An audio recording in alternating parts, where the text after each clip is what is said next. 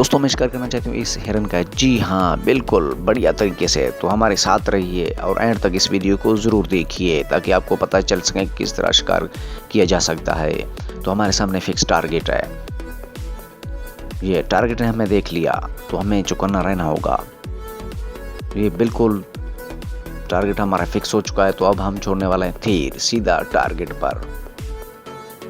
इन्होंने हमें देख लिया, अब हमें चौकन्ना रहना होगा। ओ ये टारगेट लगा बिल्कुल निशाने पर और ये भागने लगी, लेकिन पीछा करना पड़ेगा।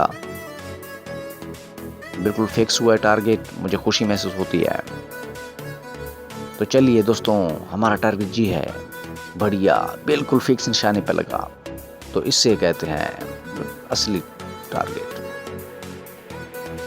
तीर कमान से निशाना बनाना बहुत ही मुश्किल काम है। अक्सर टारगेट मिस होती है, लेकिन